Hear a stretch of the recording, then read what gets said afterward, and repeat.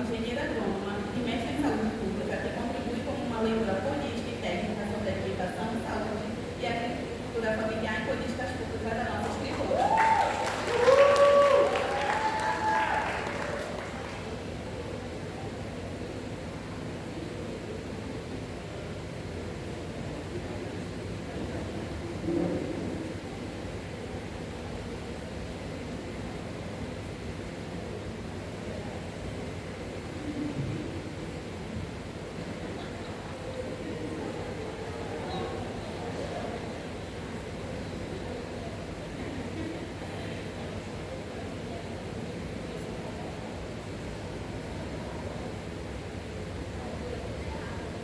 Dando início ao nosso diálogo, vamos falar sobre comida, território cotidiano, e eu vou começando aqui com as perguntas da Thalita. Quando falamos em soberania alimentar na Amazônia, estamos falando também de cultura, território, trabalho e identidade. A partir de sua experiência, quais mudanças você tem observado na produção, no acesso ou no preço dos alimentos nos territórios amazônicos e como isso afeta o cotidiano das famílias?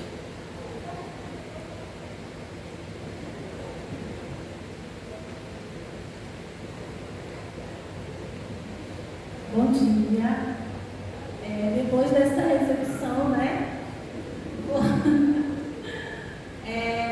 eu estava desde ontem tentando entender o que é mais importante trazer e como eu contribuiria para uma conversa que é tão complexa, mas ao mesmo tempo tão importante de acontecer. E aí, eu queria fazer um exercício com vocês, de quem está aqui presente, fechar o olhinho e tentar lembrar se já conhece o cheiro da farinha saindo do forno. Quem conhece esse cheiro? Tem alguma memória? Uma memória muito boa? O cheiro da farinha saindo do forno é uma das memórias que são mais emblemáticas para mim. Porque quando eu penso na soberania alimentar, eu não consigo desvencilhar da memória afetiva que isso me traz, que o meu território me trouxe. Então, quando eu olho para o que está acontecendo hoje na minha terra, na minha casa, no meu lar, eu sinto essa dor e eu sinto essa falta.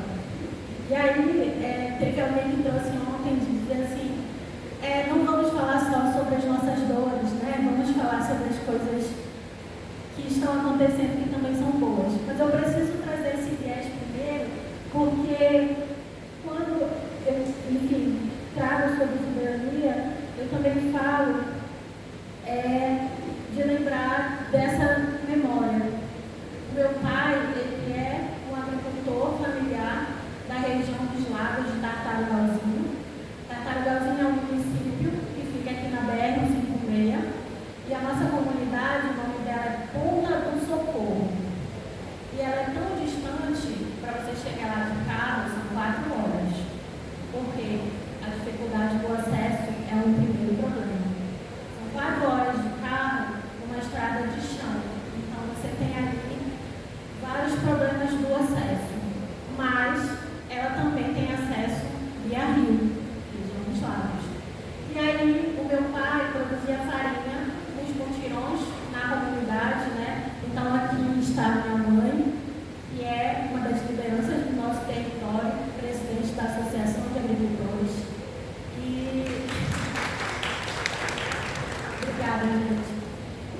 E junto com a minha mãe, eles produziam a farinha e eles levavam a farinha produzida pelos rios para vender nas outras comunidades. No início, era uma tecnologia para conseguir escoar a produção, porque pela estrada a gente não conseguia, era só pelo rio. E aí depois que foi aumentando, porque a família também foi aumentando, então os meus avós eram agricultores, os meus pais se tornaram agricultores por ofício, por tabela. E aí, ainda hoje, são agricultores, produzem. E aí, nesse momento que eu estava construindo a minha fala, a minha mãe chegou lá da ponta e ela trouxe uma notícia que eu não tinha como não trazer hoje para a nossa conversa. A gente perdeu a nossa roça. chegou no nosso território, que é aquele fungo que o N. Caripuna trouxe ontem no primeiro painel, que afetou a terra indígena dela também. Então, de Oiapoque, vindo pela BR, a vassoura de bucha já chegou no nosso território. Nossos agricultores estão perdendo a sua produção. Então, quando a vassoura de bucha devasta uma região de produção, quer dizer que aquelas famílias não vão ter a sua farinha. E para nós, a farinha é o nosso modo de vida. Meu pai não almoça se não tiver a farinha dele. E todos os agricultores da nossa região também são assim, porque é assim que a gente vive. Eu também cresci nesse lugar. Então não tem como a gente trazer segurança e soberania alimentar sem analisar um contexto que é real, que está na nossa realidade hoje.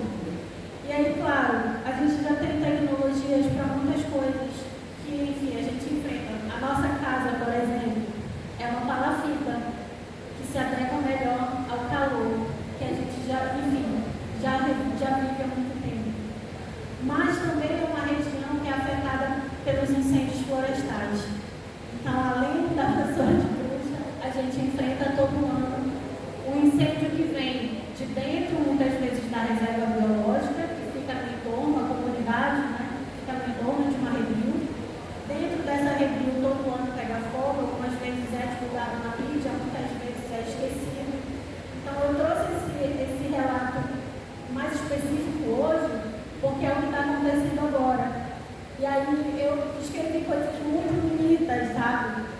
E tentei construir um texto que não fosse tão dolorido, mas ele não pode ser hoje tão bonito, porque a realidade não é bonita. E aí, para a gente garantir que essas comunidades ainda continuem existindo, que a nossa terra ainda continue existindo, a gente vai ter que encontrar mecanismos de adaptação, como a nossa última conversa ontem, de fortalecimento de territórios para que eles saibam se proteger dessas mudanças que estão acontecendo e ainda mais de fortalecer essas lideranças também, porque elas estão na ponta vivendo essa realidade.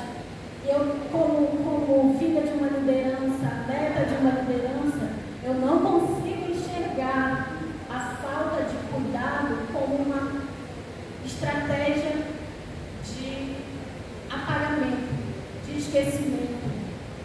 Estamos sendo esquecidos, e aí para esse território também não se tornar mais um, porque eu sei que aqui tem várias lideranças que falaram sobre isso, que não tem a sua referência, não tem a memória da sua história, porque se perdeu, porque o território acabou, porque, enfim, o capitalismo e tudo aquilo que vem com ele levou.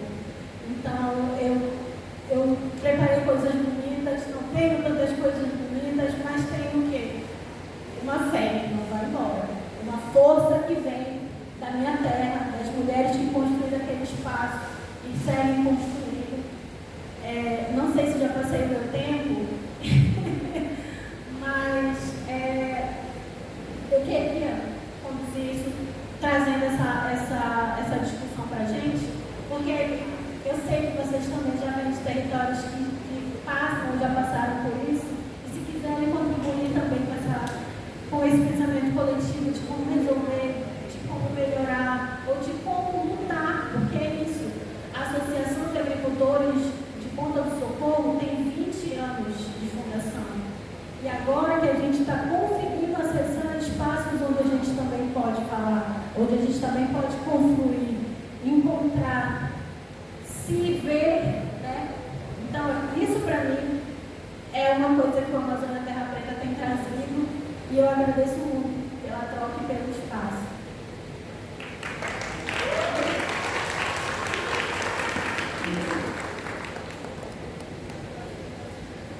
E depois de toda uma memória que ela invade, desde a nossa memória olfativa até a nossa memória familiar, que a Thalita faz a gente pensar, inclusive, num outro ponto, né?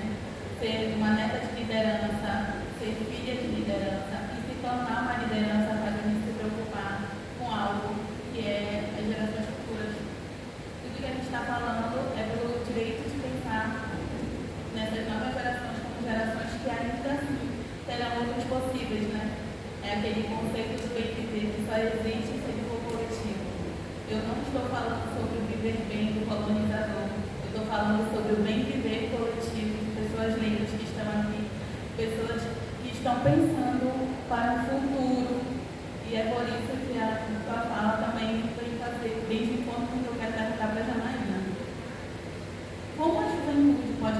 contribuir para fortalecer os sistemas alimentares territoriais, a agroecologia, os saberes tradicionais e a produção de alimentos na Amazônia.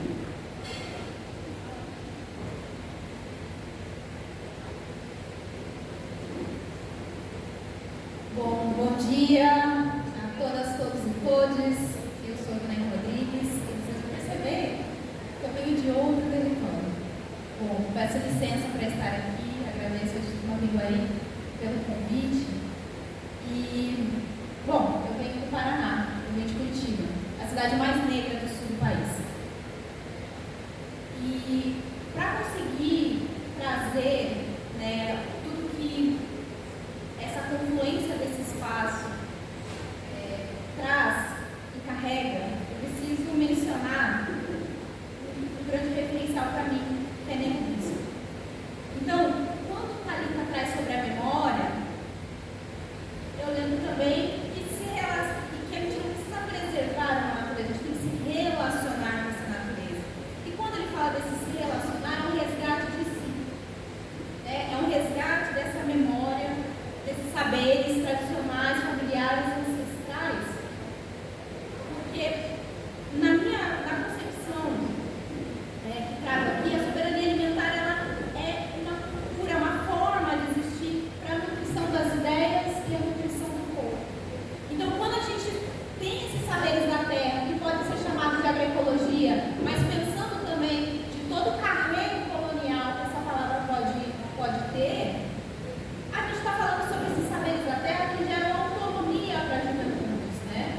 Então, a minha caminhada, ela se inicia nos processos de agroecologia, nos coletivos de base, onde a gente constrói uma agroecologia que ela não é pensada apenas para construção de hortas urbanas, construção de processos de educação ambiental, e eu vou chegar lá nos porquês, esses termos, esses conceitos são trazidos de maneira pausada, também construídos de maneira lentamente, porque quando a gente fala em agroecologia, a gente está falando de um fazer pensar, está falando de um movimento, de uma ciência que ela parte de uma construção agora sistematizada, mas que vem de longe, que vem de saberes tradicionais, que vem de toda uma construção coletiva, que hoje é sistematizada e a gente tem que questionar essa forma como está sendo sistematizada. Então, dentro do meu território, eu percebi que essa agroecologia que é construída, dando um contexto para vocês, Curitiba é considerada a cidade mais ecológica do Brasil, né? Lá é considerado como se não tivesse favela, não tivesse ocupações, não tivesse periferias. Mas eu sou uma pessoa dessa periferia. Essa periferia existe, essa periferia resiste. E como a gente constrói essa pauta de justiça climática num contexto onde a juventude negra trabalhadora não consegue estar nesses espaços de acesso e de conversa e de troca, porque está preocupado em comer, está preocupado em morar e está preocupado com o sustento. Além de todas as violências que o racismo num lugar majoritariamente branco causa nesses corpos. Porém, a gente tem nossas estratégias de vida. Então, quando a gente olha para esses movimentos de base de agroecologia e começa a pensar a partir de uma perspectiva da luta popular, nasce então a iniciativa que hoje eu coordeno, que é o Saberes Sementes. Então, o Saberes Sementes é justamente essa confluência entre a luta popular e a luta por justiça socioambiental, que deve ser popular, que deve ser a partir do povo e do trabalhador. Estou com uma camiseta bem suspeita aqui, ó, a maioria que viu usando ela, né? Que hoje no campo, no clima, questiona essa frase, mas ecologia sem luta de classes é jardinagem. E Curitiba, com suas políticas, quando não acessam os processos territoriais, quando não escutam as comunidades e quando impõem tecnologias sustentáveis para construir uma cidade verde para a região central, ela desconsidera que essas estratégias elas devem servir à vida, devem servir à redução das desigualdades. E eu acredito que isso vai muito de encontro com a questão de que a população negra tem menos acesso à terra. Isso seja no campo, seja na cidade. Então, quando a gente tem uma agroecologia que faz esse processo de construção, campo-cidade, pensando nas regiões periurbanas, periféricas, a gente está só construindo um território mais íntegro. Eu falo no lugar de educadora, né? Então, eu sou uma pessoa que milita na agroecologia, mas no lugar de educadora. E nesse processo, a gente tem que pensar, e de novo no bom, nesse fazer pensar, é um sentir pensar que essa agroecologia constrói, né? Se a gente questiona esse nome, ou se a gente quer modificar as formas como esse nome é trazido, é a valorização dos saberes da terra, porque gera uma autonomia. Quando as juventudes conhecem sobre as sementes crioulas, quando a juventude conhece sobre as ervas medicinais dos seus territórios, quando a juventude conhece como essas desigualdades se dão nos seus territórios a partir dessa perspectiva socioambiental, a gente tem ferramentas de luta, ferramentas de resistência e ferramentas de bem viver.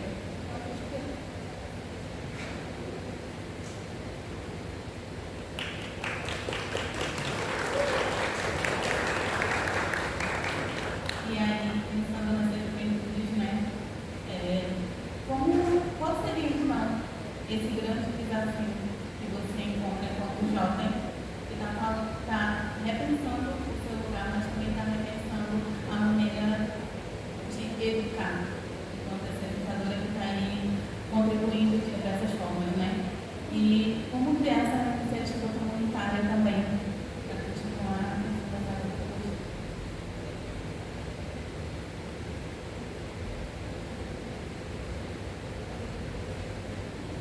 Bom, quando eu penso em agroecologia, é realmente saída dessas práticas, né? Então, quando a gente pensa no contexto das hortas, por exemplo, hoje Curitiba tem 216 hortas urbanas. Porém, quando a gente tem esse recorte que eu trago novamente de classe, gênero e raça, a gente vê onde essas hortas estão ocupadas e a função social delas. Então, hoje a gente tem essas hortas de função social como se fosse terapia, como se fosse um espaço para a gente se reconectar com a terra de maneira individual, de maneira desconectada com essa terra, que essa terra consegue trazer. E a ideia, né, principalmente dos processos que a gente constrói, é pensar essa horta como espaço político, essa alimentação como ato político, mas não um ato político só a partir das mazelas daquele lugar, ou da falta de alimentação, ou da insegurança alimentar em si, mas a partir do processo de o que você sabe. Quando a gente questiona de forma, o que você já sabe? Quais saberes você carrega? Como esses saberes se conectam com os saberes que a sua avó traz, que pessoas de outros territórios trazem? Então, para mim hoje, a agroecologia sem luta popular, ela acaba sendo descaracterizada e cooptada a partir de um olhar pragmático do que é sustentabilidade. A gente volta para essa sustentabilidade que a gente está tentando combater. E a sustentabilidade, eu reduzo a água, eu separo o lixo, eu faço uma horta e eu salveio o mundo. Então, esse olhar é colonial. Quando a gente busca uma agroecologia, ou saberes da terra, ou saberes ancestrais, ou saberes quilombolas, indígenas e confluentes, a gente está falando assim: você quer fazer uma horta no meu território, ela tem que fazer sentido para a realidade dessas pessoas. Você quer construir isso no meu território, um projeto de segurança alimentar, isso tem que passar pelas comunidades. Isso tem que passar pelos processos territoriais. Tem que passar pela vontade das pessoas. E eu penso muito nisso, né? Pensando, por exemplo, a gente está com bastante problema nas regiões periurbanas de contaminação de sementes crioulas. Inclusive, o milho abaxi até está sendo muito contaminado lá.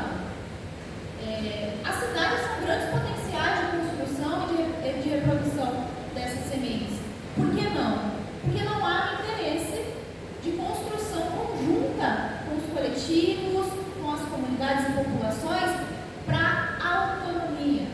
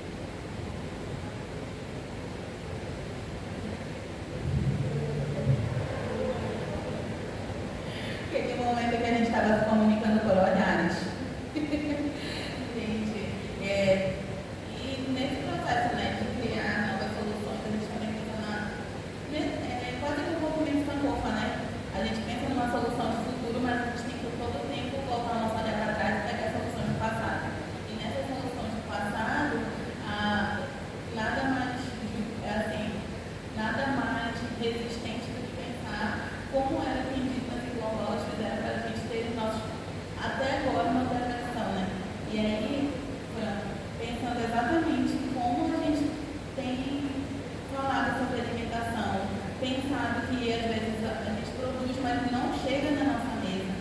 Como é que isso acaba nos colocando nesse lugar, inclusive, de repensar os nossos fazeres, ou então, e trocando fazeres para que a gente continue nesse lugar? Como é que, como, pensando nessa questão que é técnica de biodiversidade, muitos alimentos frescos chegam, cara, não tem chegam nas nossas mesas mesmo, com regularidade na maior parte da população. Porque alimentos produzidos perto de onde vivemos nem sempre chegam à população com um preço acessível. E como é que você vê essa forma que, querendo ou não, o capitalismo afeta as nossas práticas alimentares e como nós nos comunicamos com o nosso próprio território? Bom dia, gente. Bom, eu acho que, primeiramente, eu quero agradecer a oportunidade de estar aqui nesse espaço, né, de chegar nesse território, né? Eu sou do Mato Grosso, sou quilombola, né, tenho uma trajetória já de um longo tempo na área, né, da agronomia. Eu sou engenheira agrônoma de formação, né, e pesquiso sistemas alimentares e como o racismo, né, essa estrutura colonial capitalista impacta, mas sobretudo gosto de falar das nossas engenhosidades agrícolas, negras, pretas, indígenas, quilombolas.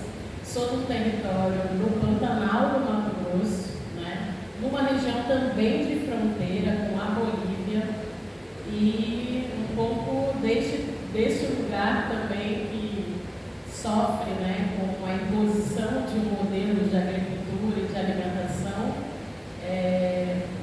e a vida, né, tem me levado a acompanhar algumas agendas institucionais. Eu faço parte do GEA, que é um grupo de especialistas em agrosociobiodiversidade, que dá subsídio ao Ministério da Agricultura Familiar, né, o MDAF, né? E também integro a CONAC, que é a Coordenação Nacional das Comunidades Quilombolas, né, do Brasil. E aí, Thalita, né, eu acho que é tão bom chegar, a primeira vez que eu estou aqui no Amapá, enfim, mas já viajo bastante também por essa região mais norte do país. E você, né, na sua fala inicial, né, nos trouxe para esse lugar do território, do produzir, do sentir, de como que alimento para a gente não se resume a uma mercadoria, né, a um produto, né, de venda. E aí eu acho que a gente precisa começar com uma ruptura por aí, né, até para entender por que os nossos sistemas alimentares estão em risco. Porque são sistemas contra-hegemônicos, contra-coloniais, numa lógica que transforma terra, né, em substrato, né, agrícola, que transforma comida em produto. E aí, nessa lógica, né, que é uma lógica do capital, uma lógica colonial, que não foi pensada, estruturada para nós, agricultores, familiares, comunidades tradicionais, indígenas, quilombolas, vamos enfrentar uma série de desafios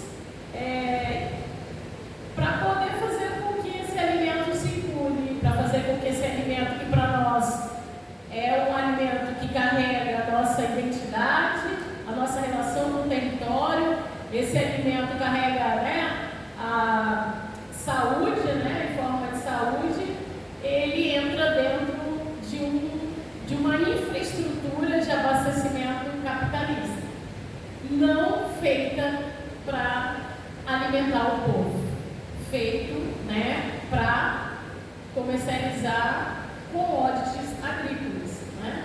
A gente não tem uma infraestrutura no Brasil alimentar, né, pensada, né, para fazer com que a farinha do seu território chegue aqui em Macapá, o açaí que é produzido, né, nas comunidades extrativistas, chegue até as periferias, até as cidades, né?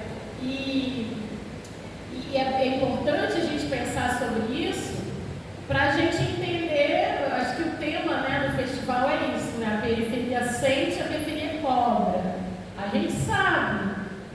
está se alimentando mal. A gente sabe quando o alimento não é saudável. Eu escuto muito nos espaços onde eu estou uma transferência de responsabilidade.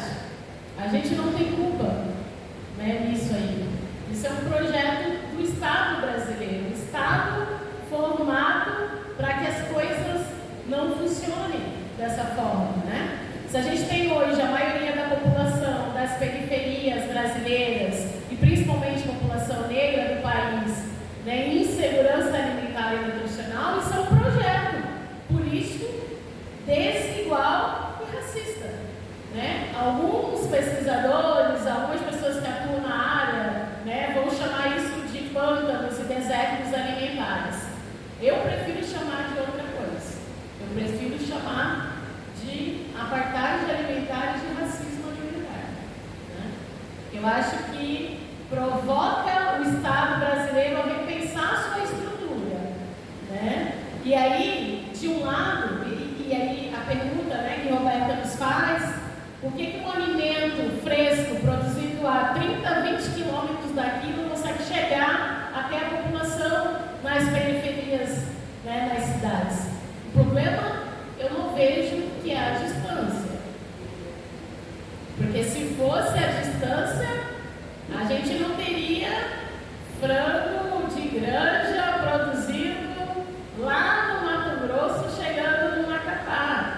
A gente não teria ultraprocessados, que foi quilométricos, né? Que a gente fala que é os alimentos quilométricos, que são alimentos que são produzidos a 1.000, 2.000 quilômetros, que têm chegado. Então, se a infraestrutura funciona de um lado, por que ela não funciona de outro, né? E é uma contradição da própria infraestrutura e da política agrícola e de abastecimento. E aí, já finalizando, né, porque eu acho que o meu tempo, né, já está passando, é importante a gente saber de quem a gente cobra, né? Vamos cobrar, a gente está sentindo, a gente está adoecendo. Como é que a gente muda essa lógica, né? Como é que a gente inverte? Porque falar que a agricultura familiar, que as comunidades produzem alimentos saudáveis, protegem a biodiversidade alimentar do país. A gente está na Amazônia, a região do planeta mais rica em biodiversidade. Eles sabem disso. Mas por que esses alimentos têm encontrado, né, não são prioritários? Porque essa política não é pensada para, né, a Amazônia, não é pensada para os alimentos da sociodiversidade, né? Seja transporte, seja armazenamento, seja logística, né? Entre o alimento e o consumo tem mercado, tem formação de preços, tem infraestrutura, tem transporte, logística, tem crédito, tem assistência técnica, tem pesquisa, tem ciência. E a gente sabe historicamente como que o Estado brasileiro, na política agrícola, né, eu sempre falo, o Brasil não tem uma política agrícola, o Brasil tem uma política fundiária, né, aonde, né, é pensado, né, as ações para manter proprietário os interesses de quem tem acesso à terra, território nesse país. E isso reflete na mesa, reflete, né? Eu já finalizar, Roberto. E aí, assim, eu acho que é importante a gente, né, entender que sistemas alimentares a gente quer defender, quer cobrar, quer construir. Diante de uma estrutura, né, governamental, institucional, que prioriza há séculos um tipo de cadeia e sistema alimentar que é o agronegócio. O agro não é pop porque ele é produtivo. O agro é pop porque ele é subsidiado pelo Estado brasileiro. Então, é importante a gente entender, né? Eu vou finalizar a questão, né? Eu entender isso para a gente compreender todos os nossos desafios enquanto sociedade, enquanto agricultores, enquanto, né, lideranças que estão aí lutando por o reconhecimento e a valorização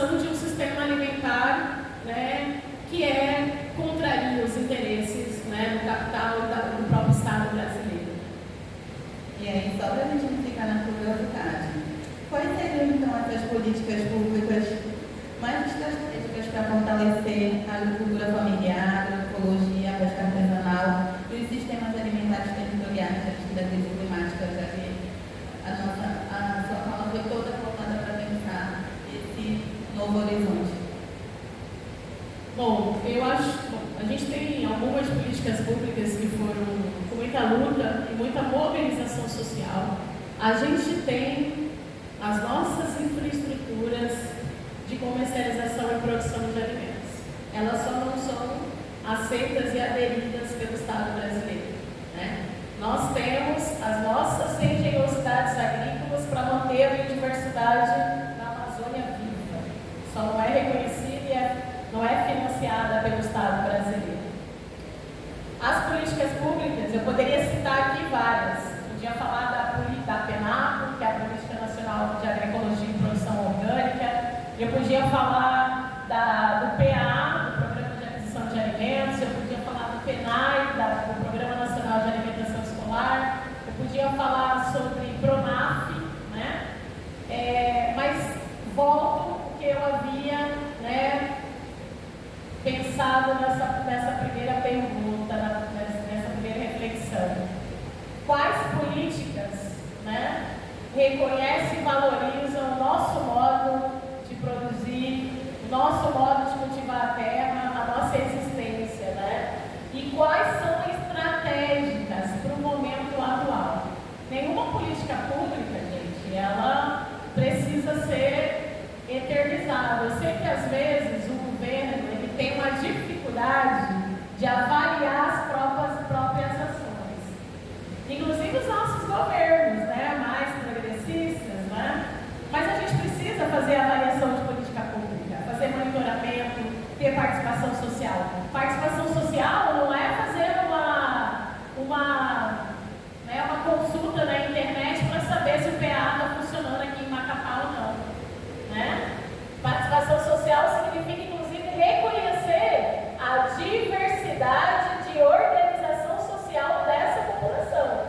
Por muitos anos, a agricultura familiar foi titulada como um bloco só.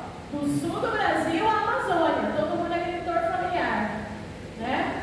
E com muita luta a gente tem buscado, né, caracterizar, né, reconhecer essa diversidade dessa agricultura, né? Lá em Curitiba se faz, né, manejo agrícola de uma forma, na Amazônia é outra, no Pantanal é outra. E aí eu penso muito em quais são políticas públicas que reconheçam essa diversidade de organização, que nem sempre vai ser uma associação, uma cooperativa familiar, né? E eu falo que a gente precisa territorializar as políticas públicas. A agroecologia é muito importante, mas ela precisa ser territorializada. Não dá para a gente ficar fazendo uma discussão também com um modelo padronizado de redes de agroecologia, em sua maioria composta por ONGs no Brasil, né, com populações brancas, né, e que estão voltando, né, eu vi uma expressão chamada neo-rural, né? Tudo bem para quem quer, né, vivenciar a vida no rural, mas reconhecer as populações que historicamente nunca saíram dos seus territórios e que já fazem agroecologia há centenas, milhares de anos é importante, mesmo que elas não se autodefinam dessa forma, né? Então, é importante, já finalizando, pensar em política pública. Eu gostaria só de deixar 3 pilares importantes que eu acho que no contexto atual a gente tem que ficar muito atento, né? Primeiro, política de acesso à terra e território. Sem soberania territorial não existe projeto de alimentação saudável no país. Não existe.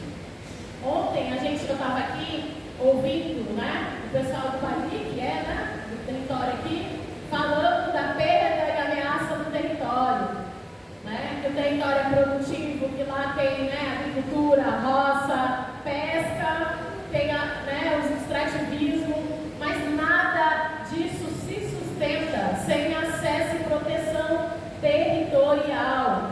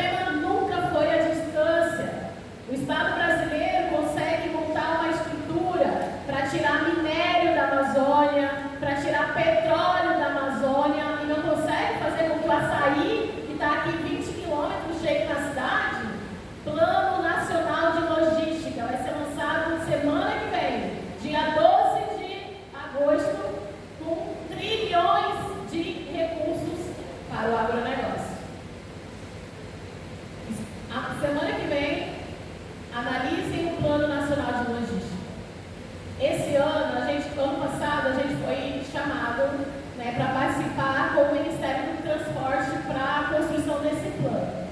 Eu até estranhei, falei, meu Deus, eu não sou nem engenheiro de transporte, estou fazendo essa discussão. Quando eu chego lá, o transporte e a logística é para as commodities agrícolas, para os minérios, para a cadeia do agronegócio. Falei, como que a gente nunca participou dessa discussão antes? E muita grana, muita grana. Aí participaram algumas organizações da região norte, do Amazonas, né? Nós participamos ali no Mato Grosso, né? E aí a gente fez algumas sugestões para cadeias, né, da socioeconomia, né, da cadeia do Pirarucu. Aí eu recebi um documento ontem, nada disso entrou, né? Nada entra. Mas Plano Nacional de Logística. E para finalizar, financiamento. Né? Financiamento, sobretudo, né, climático e financiamento em torno da chamada política, né, de transição energética, de bioeconomia. Porque a gente está vivenciando e correndo um risco muito grande. Já estamos, né? Já estamos nesse cenário. Agora é como pensar e criar políticas que reconheçam a nossa socioeconomia e que a Amazônia não se torne, né, esse espaço do apagamento, do não reconhecimento, do espaço da exploração, né, da floresta em pé. Financiamento, né, para as comunidades tradicionais, para os territórios indígenas, para os territórios quilombolas que conservam biodiversidade, né? Esse financiamento tem chegado, mas ele não tem chegado às bases, ele não chega até os territórios.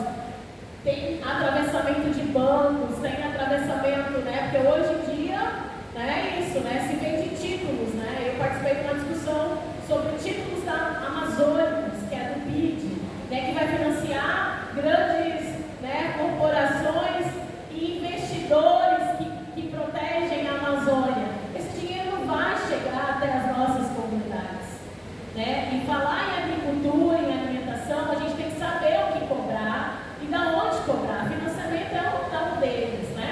E aí, já fechando, a gente conseguiu um avanço muito importante, que eu acho que, se nem todo mundo está acompanhando, é importante a gente ter um instrumento desse para essa luta, para essa pauta, que foi o reconhecimento que ontem a mesa também falou, né, na Convenção da Biodiversidade, que aconteceu em Cali em 2024, nós da CONAC, né, tivemos uma atuação fortíssima junto com o PCN da Colômbia, que é o Processo de Comunidades Negras, para o reconhecimento da população afrodescendente em territórios coletivos, né, tem isso, como, né, importantes para a conservação da biodiversidade. Então, mais do que uma menção, isso garante acesso a financiamento dessas populações.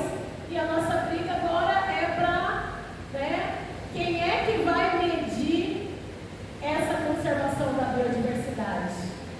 É o banco que vai medir? É os investidores na Amazônia que vão medir? Ou somos nós, comunidades, que sabemos o valor, que sabemos a importância dessa biodiversidade, desse alimento, das nossas roças, dos nossos sistemas agrícolas tradicionais? Mas assim, mais preocupação do que solução. Eu acho que política pública, né? Fechar. o PA e o PENAI, eles não são apenas políticas sociais de combate à fome. Por que esses programas foram, inclusive, desmantelados durante o governo Bolsonaro? Porque caridade, essa galera gosta de fazer. Não é por isso, não. É porque o PA e o PENAI são instrumentos de abastecimento alimentar no país. Confronta a estrutura do mercado. É o alimento que sai de quem produz e chega para quem consome.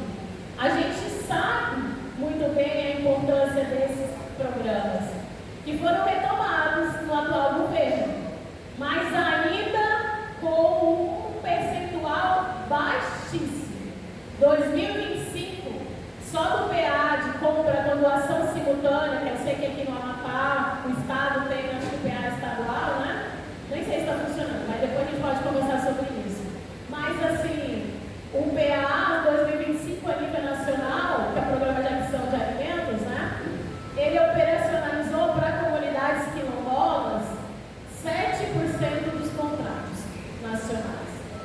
7%. Povos indígenas, 4% do valor total de 2025. A gente tem um problema. E não é que o nosso povo não esteja organizado para acessar a política pública. É que construir política pública para agricultura e alimentação saudável nesse país não é só fazer chamada, né? Não é só fazer levantamento de potencial produtivo. A gente está atravessado por um contexto de desigualdade social. E se a estrutura do Estado que nós temos não considerar isso, a gente vai continuar aqui lutando e vamos continuar passando fome. E a gente sabe muito bem que as projeções aí do El Niño, né, dos impactos geopolíticos de guerra, no prato de quem está recaindo. E o contexto é preocupante.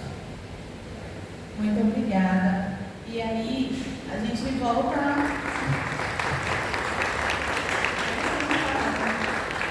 E aí, eu volto para cá para o Mapinguari para pensar uma coisa, né? A Fran trouxe para a gente, antes da nossa pergunta coletiva, aqui que eu quero bate-bola com vocês, só voltando mesmo, porque quando você traz para a gente que é confrontar o Estado, e a gente vem falando sobre contra-colonialidade, você já trouxe aqui para a gente, né?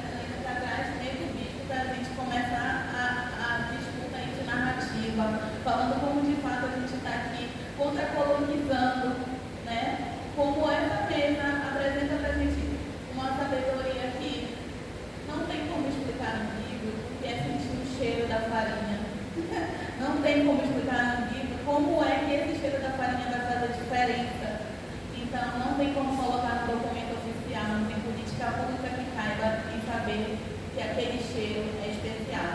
Então, o que o Mapinguari está fazendo enquanto soberania alimentar? Eu queria que você dividisse um pouco para a gente, para depois a gente fazer aquele bate-bola entre vocês três e a próxima mesa se sentir já chegando aqui.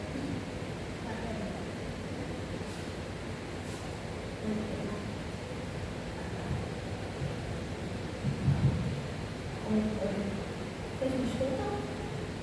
É que não estava dando retorno para mim, mas. Então, o Instituto Mapinguari tem construído ao longo desses anos uma luta coletiva, né? Então, essa luta coletiva ela já vem de território também, então a gente conecta os nossos territórios quilombolas, Curiaú, Rosa, Curralique, nessa luta. E aí, a partir de uma política pública, que era algo que a gente também começou agora, né? É uma política pública que estava travada na nossa Câmara. Então, a gente iniciou uma conversa coletiva com várias lideranças, com pessoas que poderiam apoiar uma campanha para destravar essa política pública, que é a PEAPOS. A PEAPOS, ela ficou travada por vários anos, mas ela precisava sair daquele lugar de travamento, para a gente poder conversar com os nossos territórios, entregando justamente o direito ao acesso, ao escoamento, a capacidade técnica, o apoio técnico para os territórios conseguirem, além de produzir, também se capacitarem para continuar existindo onde eles estão, onde eles nunca deixaram de estar, né? Então, iniciamos essa conversa anos atrás para construir, né, essa incidência política para destravar a PEAPOS.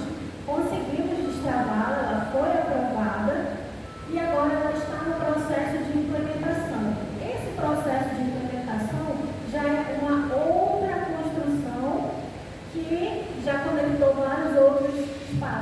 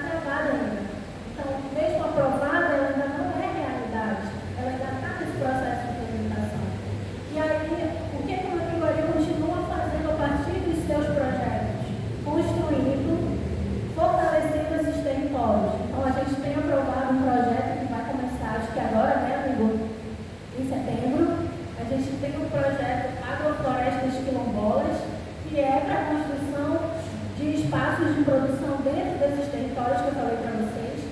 Então, a gente continua construindo oportunidades através do nosso trabalho, construindo laços, construindo redes para fortalecer esses territórios, para engrandecer o que eles fazem, para garantir soberania alimentar.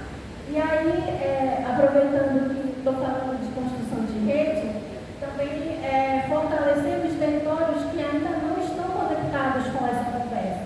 Porque é isso, às vezes a distância não só espacial, mas também de contato, de conversa, de parar um tempo ali para ouvir o que aquele território está fazendo, está falando, está precisando também, é uma questão. Então, para a gente trazê-los, para eles falarem junto com a gente, para a gente não falar de um lugar de fora, sim de dentro, ao lado deles, a gente precisa construir essa conversa. Então, a gente tem projeto acontecendo, a gente tem essa implementação que ainda não aconteceu, mas a gente continua influenciando política,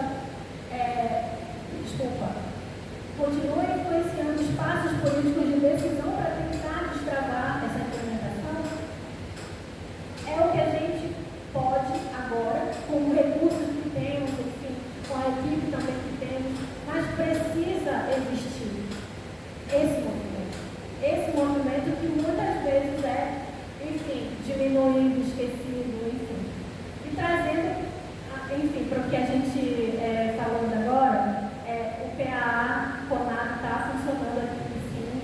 Ano passado, a Greenpeace escreveu um projeto, a gente conseguiu aprovar, mas nesse lugar de que eu, estando dentro do Mapiguari, tive acesso à informação, sabia como escrever o projeto, construir isso com a comunidade e tinha, enfim, uma relação já construída, o apoio para conseguir fazer isso. Não são todas as comunidades que conseguem.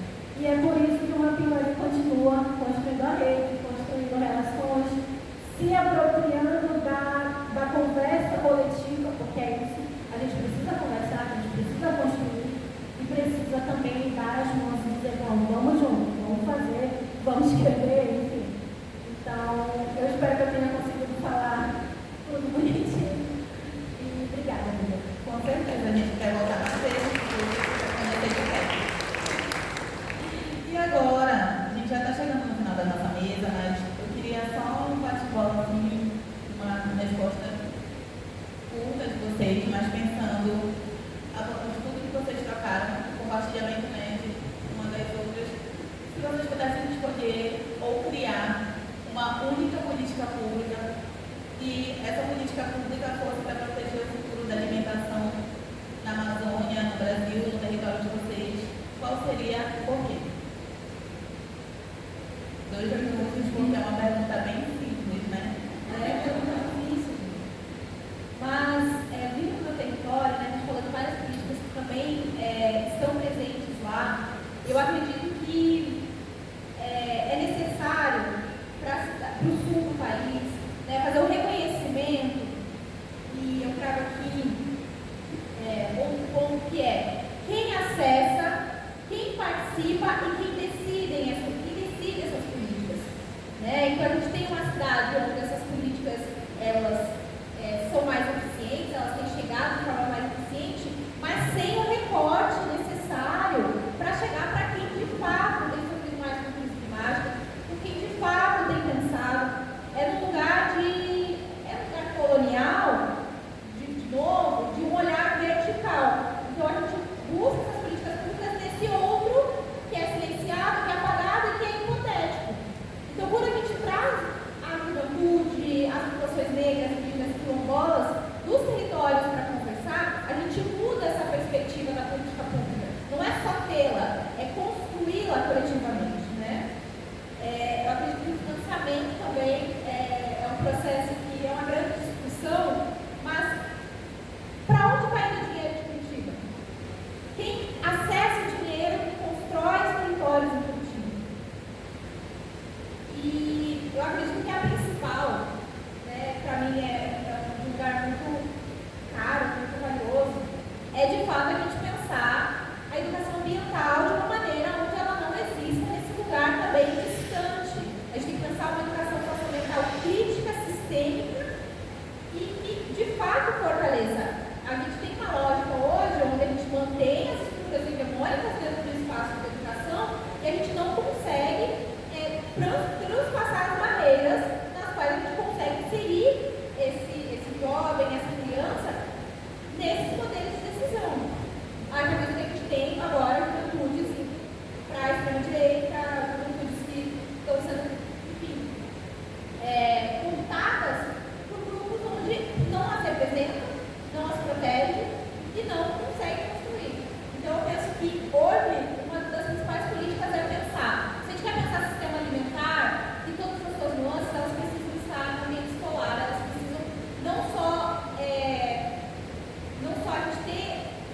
política de qualidade que chegue esse alimento na escola, mas começar a pensar como essas desigualdades, como esses processos têm acontecido nesses ambientes e, de fato, se debruçar para um processo onde a educação seja um ponto de construção de ferramentas de vida.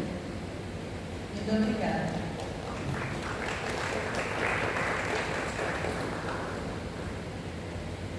Bom, é simples, não tem outra coisa a se falar.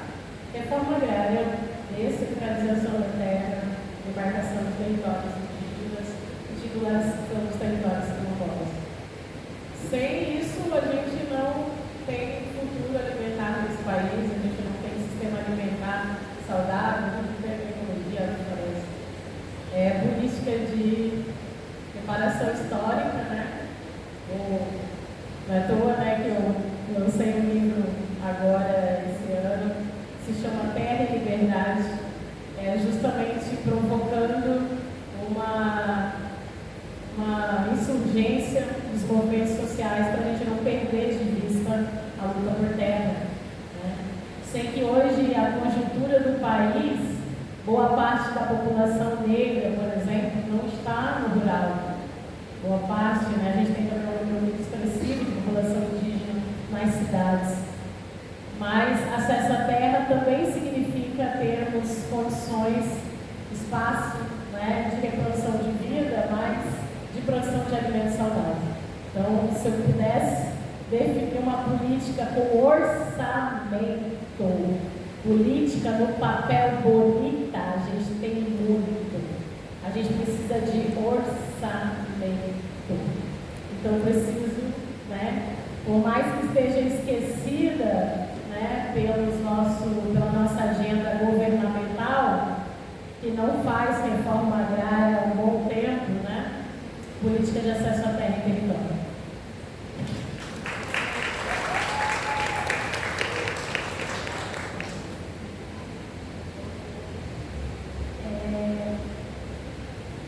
Eu me sinto contemplada com tudo que vocês falaram. Eu acho que, para além da valorização do ensinamento, da cultura, enfim, da garantia de terra, da luta pela terra em si, do direito à terra, né?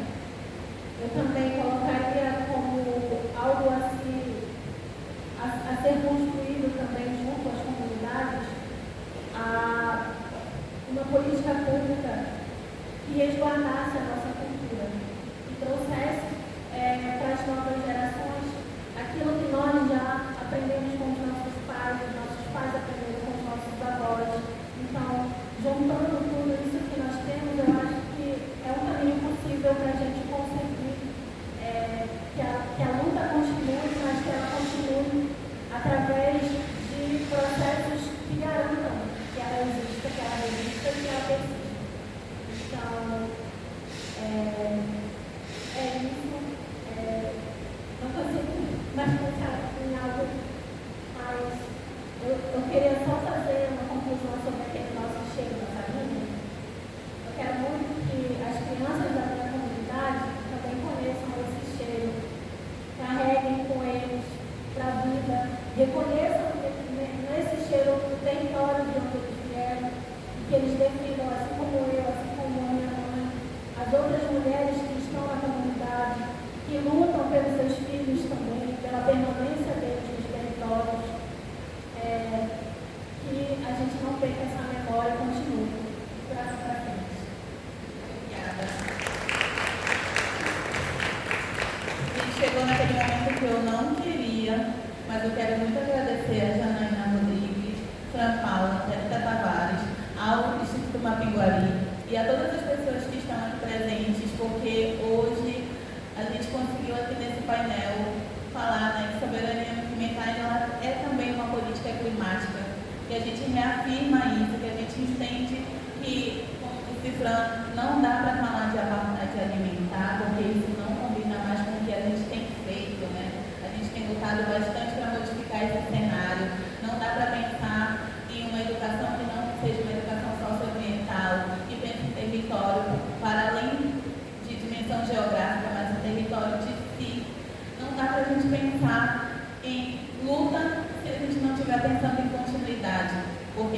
ter por quem lutar, é que a gente está aqui.